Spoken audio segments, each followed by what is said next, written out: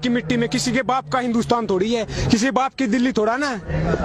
हमारी वोट लेके बैठे ना, दिल्ली देश की राजधानी, हमारे इतने है जितना सरकार का है और किसी का है। मैं आपको बता दूं, ये कानून के बारे में थोड़ा सा, मिर्जा गालिब ने कहा था कि जला जो जिस्म दिल भी जला होगा, कुरेदते हो राखिए जुस्तजू क्या है, ये तरीका क्या है।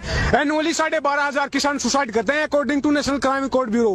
1995 से 2015 तक 3 लाख किसानों ने सुसाइड किया है। तो ये राख कुरेद रहे हैं, सुसाइड कर चुका है वो, कि राख में कुछ ना बचाओ जी मास, ये बेचने जा रहे हैं। मैं कानून के बारे में थोड़ा शॉर्ट में बता दूं। पहला कानून क्या बोलता है, एपीएमसी से बाहर किसान अपनी फसलों को बेच सकता है। इस देश में 85% किसान ऐसे हैं जिसके 5 एकड़ से कम जमीन है, 70% किसान ऐसे हैं जिसके 2 एकड़ से कम जमीन है। बोला कि प्राइस डिस्कवरी होगी, इंटरस्टेट मूवमेंट हो सकता है। आप मुझे बताओ, 2 एकड़ वाला अपनी ट्राली भर कह रहे हैं ना, पंजाब यूपी से तमिलनाडु केरला बेचने जाएगा या लंदन अमेरिका बेचने जाएगा? कौन सा लॉजिक है ये, कौन सी रैशनैलिटी है, कितना ट्रांसपोर्ट कॉस्ट होगा उसका? दूसरा कानून कॉन्ट्रैक्ट फार्मिंग के बारे में बोलता है, उसके एक सेक्शन में लिखा है क्वालिटी ग्रेड एंड स्टैंडर्ड। समझ रहे हो बात को? पहले बोला जाएगा कि चावल इतना मोटा होगा, इतना पतला होगा, ऐसा कलर होगा। समझ रहे हो, खुला आसमान है, उसके नीचे फसल पैदा होती है। बाढ़, पानी, सूखा, आंधी, तूफान सब कुछ उसको असर करता है। अब मशीन तोड़ा ना कि मशीन में से निकला बिना डिफेक्ट के निकल आएगी, ये तो वही बात होगी। सरकार बोल रही कि पानी वाला जहाज उड़ेगा, हम बोल रहे हैं सर वो तैरता है, बिना नहीं उड़ेगा, वो उड़ रहा है ना पानी वाला जहाज। ये मर रहे हैं किसान, ये बकवास कर रहे हैं। तीसरा कानून क्या बोलता है कि एसेंशियल कमोडिटी एक्ट 1955 में नेहरू जी ने पास किया था, स्टॉक लिमिट लगाई थी। आज उसको स्टॉक लिमिट हटा दी है और बोला क्या है, किसान होल्ड करेगा। किसान के बारे में किसी ने कहा कि छत टपकती है उस किसान की, लेकिन फिर भी वो बारिश की दुआ करता है। उसके सिर पे छत नहीं है, फसल के लिए कहां से लाएगा छत? कौन सा लॉजिक है ये? है कोई रैशनैलिटी? बकवास कर रहे हैं, जमीनें बेचने जा रहे हैं। मैं हरियाणा से हूँ, वहाँ पे सवाल का मुद्दा उठाते हैं। आप ये बताओ, हमारे पास जमीनें नहीं रहेंगे, पानी में डूब के मरना है क्या? पानी किसके लिए चाहिए? जमीन के लिए, खेती के लिए। आतंकवादी खालिस्तानी बोलते हैं। अगर हम आतंकवादी हैं तो आप हमारे बीच में ऐसे घूम सकते हो आतंकवादियों के बीच में? 70% देश की पॉपुलेशन एग्रीकल्चर पे डिपेंड करती है, तो 70% तो वैसे आतंकवादी हो गए। तो देशभक्त कौन है? आतंकवादी बताऊं मैं कौन है? साधु प्रज्ञामाल ठाकुर, जिसने 2008 में मालेगांव ब्लास्ट केस हुआ था, उसकी मेन एक्यूज है, आतंकवाद के चार्ज है। वो पार्लियामेंट में बैठी है, समझ रहे हो? गोडसे जिंदाबाद के नारे बताए, हमें आतंकवादी बोल रहे हैं। आतंकवादी, एक बात और बोल दूं मैं, आतंकवादी अगर हमें बोल रहे हैं तो 60 के डिकेड से पहले इंडिया फूड सिक्योरिटी में इंडिपेंडेंट नहीं था, भूखे मरते थे हम। 62 में चाइना से वार हार गए, 64 में फैमान आया, लाखों लोग मरे भूख से। जवान भी आ रहा था, किसान भी आ रहा था। लाल बहादुर शास्त्री जी ने नारा दिया, जय जवान जय किसान। 65 में ग्रीन रेवोल्यूशन आया। आज जो बफर स्टॉक के 9 में, इतनी मेहनत से हमने जमीन को सींचा था, बफर स्टॉक के 9 में खाने के लिए कम से कम होना चाहिए। 40 मिलियन टन क्या दुगना हो चुका है आतंकवादियों की वजह से। देश पाला हमने, भूखे मरते थे, हमें आतंकवादी बोल रहे हैं। बीजेपी के एक सांसद हैं, वो कहते हैं किसान AK-47 लेके आ गए हैं। देखिए, ये सारे अनपढ़ हैं, गौमूत्र खाने वाले हैं, गोबर मूत्र खाने वाले। नत्था Singh and Prem Singh one and the same thing, सब एक से हैं। और रमेश बिदुड़ी बोल रहा है कि बड़ुए हैं, 500 रुपए खरीद के लाए हैं। पता उसको कोई बड़ुए हैं? अंधाता है देश को बड़ुए बोल रहे हैं। शर्म करो देशवासियों, अपनी आज नहीं उठा रहे यार। मिर्जा गालिब ने कहा, चमन में तिलक के रंगों से बात बनती है। हम ही हम है तो क्या हम है, तुम ही तुम हो तो क्या तुम हो। डेमोक्रेसी क्या होती है? People's government, government of the people, by the people, for the people. आज क्या हो रहा है? उल्टा हो रहा है, government of the capitalist, by the capitalist, for the capitalist. उद्योगपतियों को जमीनें बेच रहे हैं। लेकिन जो बड़े उद्योगपति हैं, अडानी और अंबानी, वो कह रहे हैं कि इस पूरे किसान आंदोलन में हमको घसीटा गया है। हम किसानों से ना जमीन लेते हैं डायरेक्ट, ना अन्न लेते हैं। क्या कर रहा है? बता रुको, 1991 में LPG के थ्रू इकोनॉमी को खोला था। क्या बोला था कि बाहर का इन्वेस्टमेंट आ गया, कंपनियां आएंगी, रोजगार मिलेगा, देश की ग्रोथ होगी, इकोनॉमी ग्रोथ होगी। आज उसका नतीजा ऑक्सफैम की रिपोर्ट आती है, 1% के पास देश का 60% धन है, देश के 10% के पास देश का 90% धन है। हम कहाँ हैं? हम कारखाने लगाएंगे? हम PhD करके आते हैं, BTech करके 10,000 की नौकरी देते हैं। 10,000 में ड्रेस नहीं आ रही, कपड़ा नहीं आता 10,000 में। मोदी जी कहते हैं पिंचर लगाने वाला भी रोजगार कर रहा है। क्या लगाने वाला? पिंचर जो लगा रहे हैं, पकौड़े तल रहे हैं। हाँ, आत्मनिर्भर बना रहे ना, फिर ताली ताली बजवा रहे हैं। एक ही थाली के बैंगन है, बकवास कर रहे हैं। पार्लियामेंट में 43% क्रिमिनल बैठे हैं। ADR की रिपोर्ट बताती है, association for democratic reform. Kuldeep Sengar rapist, Chinmayanand rapist, साधु प्रज्ञा आतंकवादी, वैसे बैठे हैं पार्लियामेंट में, कानून बना रहे हैं हमारा।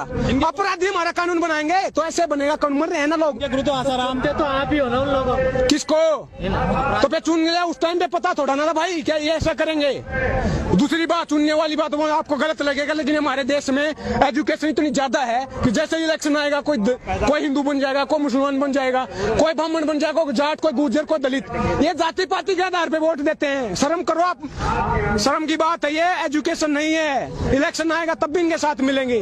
भगत हैं चिंटू पप्पू पिट्ठू बन के बैठे भाई साहब, ये समझने की बात है। डेमोक्रेसी क्या होती है? डायलॉग, डिबेट एंड डिसेंट, एसएमटी ही डेमोक्रेसी है। यूज करो उसका। तो चुनाव जो होता है क्या विकास को भूल जाते हैं या फिर जातिवादी को लेकर चुनाव? मैंने बोला ना, वही तो हो रहा है। जाति के आधार पे टिकट देंगे, फिर क्या बोलते हैं कि भाई ये जाट नेता है, ये उत्थान करेगा मेरा। दो आदमी जाति के आधार पे वोट लेके जाएगा तो फिर काम करेगा। आपको पता क्या, वोटर भी तो जाति के आधार पर वोट, जात के आधार पे, धर्म के आधार पे वोट दोगे तो मन की बात होगी। काम के आधार पर वोट दोगे तो काम की बात होगी। समझ रहे हो? डिवाइड एंड रूल पे बोलना चाहूंगा मैं। कुछ किसी ने, अंग्रेजों ने डिवाइड एंड रूल किया था, ये भी वही कर रहे हैं। हिंदू मुसलमान मंदिर मस्जिद करके कि बांट दिया इस धरती को। क्या चांद सितारों का होगा? नदियों के कुछ नाम लिखे, बहती धारों का क्या होगा? शिव की गंगा भी पानी, यहाँ पे जमजम भी पानी है, मुल्ला भी पिए, पंडित भी पिए, पानी का मतलब क्या होगा? उन फिरका परस्तों से पूछो क्या सूरज अलग बनाओगे? एक ही हमेशा से सबकी क्या हो भी नहीं बनाओगे? नस्लों का जो करे बंटवारा, नस्लों का जो करे बंटवारा, रहबर काम का ढोंगी है। क्या खुदा ने मंदिर तोड़ी थी? राम ने मस्जिद तोड़ी है। अगर स्टेट मंदिर बनवाएगा तो स्कूल, कॉलेज, यूनिवर्सिटी, हॉस्पिटल, सड़कें, बिजली, पानी ये कौन करवाएगा? इस देश में पहले भी मंदिर बने, सरकारों ने बनवाए हैं। क्या ये आर्टिकल 25 हमारे संविधान का बोलता है कि right to freedom to profess, propagate and practise any or not any religion of your choice. धर्म हमारा पर्सनल मैटर है, हमारा फेथ है। अपने आप चंदा इकट्ठा करके मंदिर बनवाएंगे, सरकार मंदिर बनवाएगी। स्टेट का कोई रिलीजन है क्या? तो सबसे पहले तो चंदा राष्ट्रपति जी ने दिया है। तो राष्ट्रपति क्या हमारा ही है? कौन है वो? किसान है क्या वो? नहीं, हमसे बीच से गया क्या वो? कैसे राष्ट्रपति चुना जाता सबको पता है, सब उनका है। वो तो एक रबर स्टैंप है, सब रबर स्टैंप उठा के लगा दी। आप मुझे बता दो एक भी कानून पे जिसमें राष्ट्रपति ने डिसेंट का भी यूज किया हो, अड़े हो कि नहीं गलत है ये? सारे कानून पे मोहर लगा देते हैं। पिट्ठू होते हैं सरकारों के राष्ट्रपति। देश का पहला नागरिक, गलत बोल रहा हूँ लेकिन पिट्ठू है भाई, पिट्ठू है। तो क्या आपको लग रहा है जनता को भी सुधरना चाहिए? सुधरेगी कैसे? मेजी रेस्टोरेशन आया था 1860 के दशक में जापान में। छोटा सा देश है, खेती के लिए जमीन नहीं है, टापुओं का देश, आइलैंड पे बसा हुआ है। मेजी रेस्टोरेशन आया था, उससे इंडस्ट्रियलाइजेशन हुआ। देश को इतना पढ़ाई लिखा है, ह्यूमन डेवलपमेंट, एजुकेशन, हेल्थ पे इतना खर्चा किया कि छोटा सा देश है। ये जितने है ना दादागिरी के घूम रहे हैं, वर्ल्ड पावर बन के, घुमा के मारा था, घुमा के भगा यूएस को पीटा, पर्ल हार्बर पे अटैक किया, चाइना को हराया, रसिया को हराया, सारे देशों घुमागा। छोटा सा देश है। ऐसे ही आज इजराइल पूरे मुस्लिम राष्ट्र, 60 मुस्लिम देश हैं, भगा के मारता है। ये लड़ाई की बात नहीं है, रिवेंज की बात नहीं है, रिफॉर्म की बात है। ये रिवॉल्यूशनरी थिंकिंग की बात है, क्रांतिकारी की बात है। भगत सिंह ने जो वो फांसी हो रही थी ना, उनके वकील ने आके पूछा था आप देश को क्या संदेश देना चाहोगे? उन्होंने कहा था कि साम्राज्यवाद मुर्दाबाद, इनकलाब जिंदाबाद। आज मैं बोल रहा हूँ कि पूंजीवाद मुर्दाबाद, इनकलाब जिंदाबाद। मैं क्या बोल रहा हूँ? आप काम की बात कर लो यार, मन की बात क्यों करते हो? काम की बात क्यों नहीं करते? खेती किसानी की बात क्यों नहीं करते? रोजी रोटी, कपड़ा, मकान, शिक्षा, स्वास्थ्य, बिजली, पानी, सड़कें, इसकी बात क्यों नहीं करते? आप खामी बता रहे हैं सरकार की, लेकिन जो रामदेव जी वो कहते हैं कि मोदी जी के अलावा कोई दूसरा विकल्प नहीं है देश में। अरे सलवारी बाबा, लाला बाबा, क्या बात कर रहे हो? जो सलवार सूट पहन के भाग गया वो हमारी बात करेगा? अरे बिजनेसमैन है। आप मुझे ये बताओ, आप मुझे बताओ, योगा करवाते हैं किस लिए? शरीर स्वस्थ होगा, फिर दवाई बनाते हैं। जब हम स्वस्थ होते हैं दवाई की क्या जरूरत है? इस गेम को समझे आप। सबसे ज्यादा वो उसी का विकास हुआ है इस सरकार में। हम तो मर रहे हैं, मैंने बोला ना, 12,500 एनुअली सुसाइड कर रहे हैं भाई साहब। वो कहते हैं किसानों ने कानून नहीं पढ़ा और किसान ना समझे, रामदेव बोलते हैं। आके समझा देना वो कौन सा चश्मा लगाते। रुको बाबा, मैं अगर आप समझाओ ना, मैं आके कौन सा चश्मा लगाते, हमें भी दे दो चश्मा जिसमें कौन लाइन दिखती हो भले की। ये कानून जहर है, जहर। सरकार क्या बोल रही है कि 2-3 चम्मच निकाल देंगे, गिलास भरा जहर का है, बोले 2-3 चम्मच निकालेंगे, अमेंडमेंट कर देंगे, संशोधन कर देंगे। आप मुझे बताओ, एक चम्मच हो, एक गिलास हो, एक बाल्टी हो, एक चुटकी हो, जहर तो जहर होता है, खाते ही डेथ होती है। ये डेथ वारंट है। लेकिन सरकार कह रही है किसानों को अच्छे दिन आएंगे, इस कानून से लागत का 1.5 गुना मिलेगा, 2 गुनी हो जाएगी 2022 तक। अच्छा, एपीएमसी में खामियां बताई हैं। एक 2016 में, थोड़ा डिटेल में बताऊंगा मैं। 2016 में ई नाम की वो लेके आए थे policy, electronic national agriculture market. उसमें क्या बोला था 2022 तक दुगुनी हो जाएगी। आज कितनी है? वो नेशनल मार्केट होगा, वो कहाँ गई पॉलिसी? वो फेल क्यों हुई? क्या कारण रहा? दूसरी बात, एपीएमसी अगर ट्रेड को डिस्पोर्ट करती है तो फिर केवल 6% किसानों को MSP मिलता है, तो 94% तो वैसे आजाद हैं, उनका उत्थान क्यों नहीं हुआ? मैं बता दूं आपको, 2-4 डॉक्टर हैं, जैसे डॉक्टर दवाई देता ना हम खाते हैं, उस डॉक्टर का नाम है WTO, वर्ल्ड बैंक और IMF, जो वो लिख के देते हैं वही लगा चेप देते हैं, अपना तो दिमाग यूज नहीं कर रहे, गोबर मूत्र खा रहे हैं साले, समझ रहे हो? USA में एक किसान को 45 लाख रुपए सब्सिडी दी जाती है। लेकिन वो लोग कहते हैं कि मोदी जी का डंका बज रहा है पूरे वर्ल्ड में।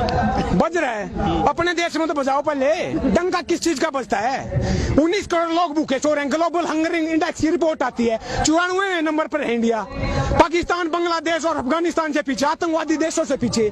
ये डंका है क्या?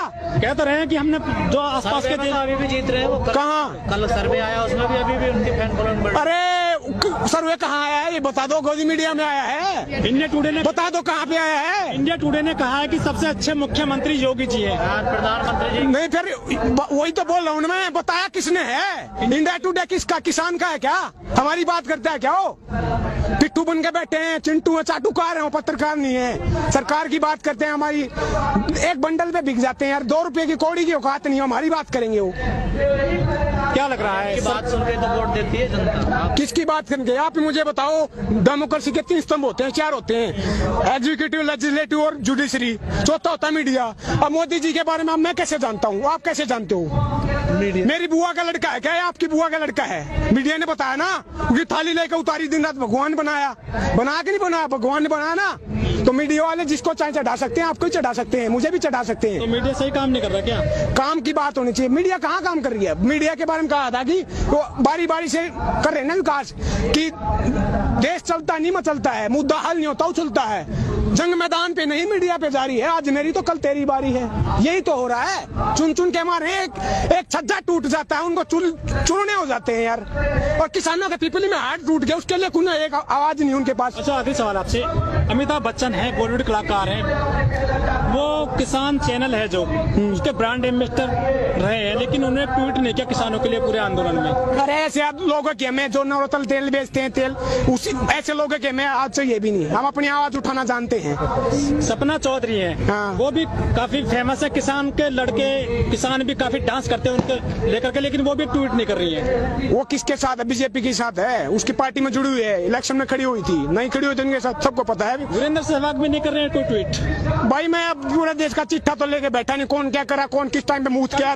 काफी ट्वीट करते हैं ना वो तो। मैं रिपब्लिक भारत वाला तो हूँ नहीं कि क्या कुछ टाइम पे छींक मारी, वो वही लेके घूमते ना, रिया ने छींक मारी, ब्रेकिंग न्यूज जोर से मारी, समझ रहे हो? मैं रिपब्लिक भारत से हूँ नहीं भाई, समझ रहे हो? बात क्या है कि काम की बात होनी चाहिए, खेती किसानी की बात है, लेकिन मैं शाम तक बोल सकता हूँ, क्योंकि किताब उठा रखी। भगत सिंह ने कहा था कि इनकलाब ने तो बम से आता है, न पिस्तौल से आता है, इनकलाब आता विचारों से, नॉलेज से, किताब से। ये किताब बोल रही है, ये बकवास नहीं बोल रही, गोबर मूत्र नहीं बोल रहा।